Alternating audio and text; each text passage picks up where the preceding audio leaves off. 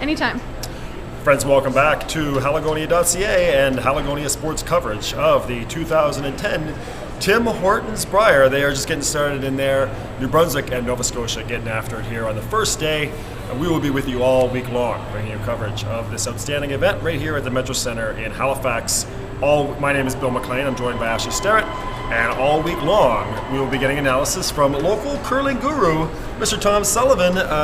You also are a player in the area, a high competitive player, and you are well aware of Mr. Ian Fitzer-LeBlanc. What can you tell our friends at home about Mr. LeBlanc? I've definitely crossed paths with Ian a few times in the past few years. Having been in Nova Scotia for 2 years now, most of my curling career being in New Brunswick, Ian kind of has been knocking on the door here for a little while.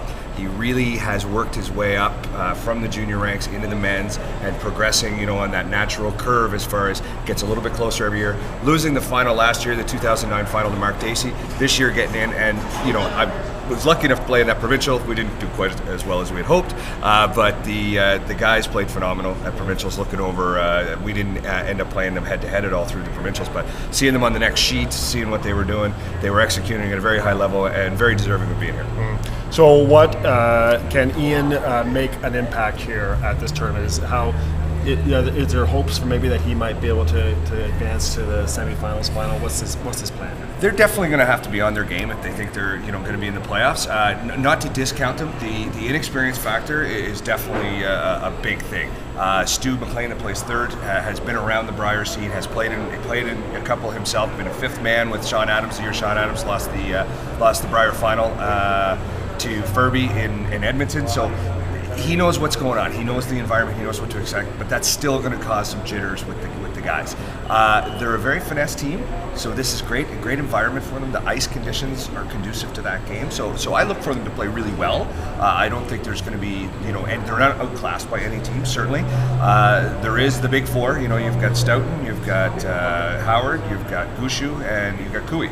And those are your big four. I look for at least three of them to be in the playoffs at the end of the week, but there's probably still going to be one team that slips into the playoffs from that other group of, BC, Saskatchewan, New Brunswick, Nova Scotia, Quebec. One of them will probably slide. There's always that one dark horse in the playoffs, and Nova Scotia could definitely be that team. How important is it for a rink to get that first win in terms of your week-long psyche? Like, is it essential to get that first win so that you kind of get going?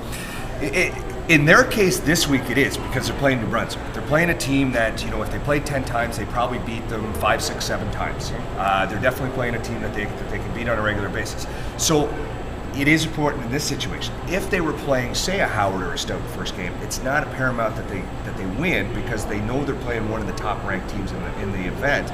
It's important that they get out and play well and execute.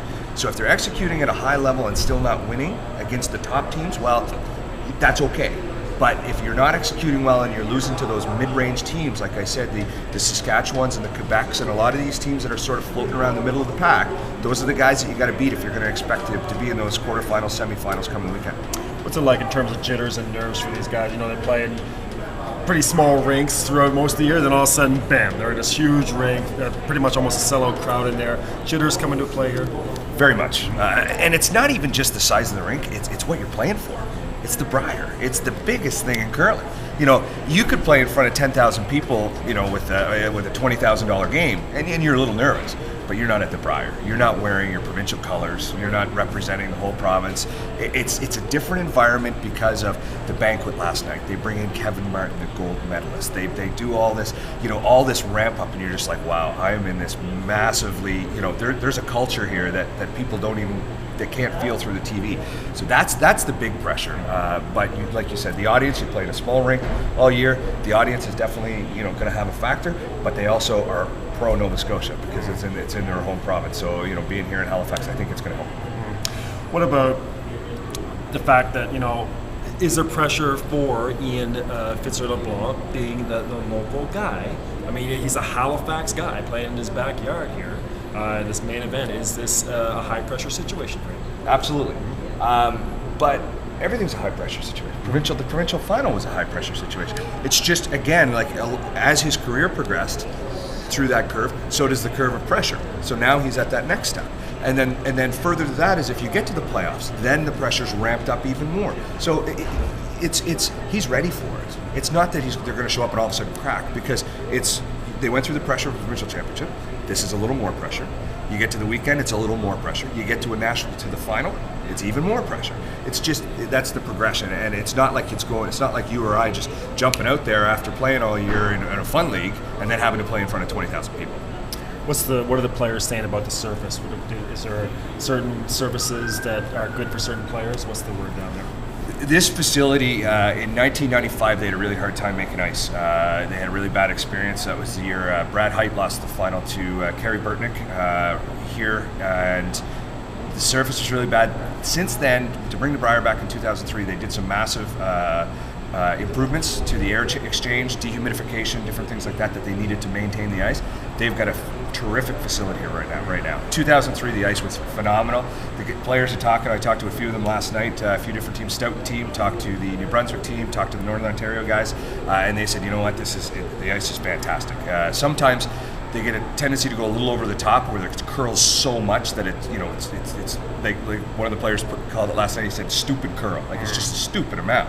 He said, "This is just, it's perfect. It's nice. It's what you want. You can make any shot, but you don't get penalized by a rock curling, 2 feet in the last 6 feet that it's traveling. So it's not crazy." So a prediction for this match? Do these guys go out in Halifax and the Nova Scotia rink and get these guys from New Brunswick? I think I can't get closer to that because I've played with all the guys from New Brunswick. So I think it's going to be a good match. I think this is one to watch. I think it's going to be a good, solid top to bottom.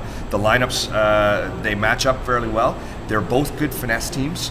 New Brunswick are probably a little stronger hitters. So we'll just see what happens. If Nova Scotia gets down, I think they're going to have a hard time to come back against this New Brunswick team. But I look for it to be a good game. So no prediction to answer your question. Mr. Tom Sullivan, our analyst here all week on Halagonia.ca. Thank you very much, my friend. We'll be talking during the week. All right. More to come.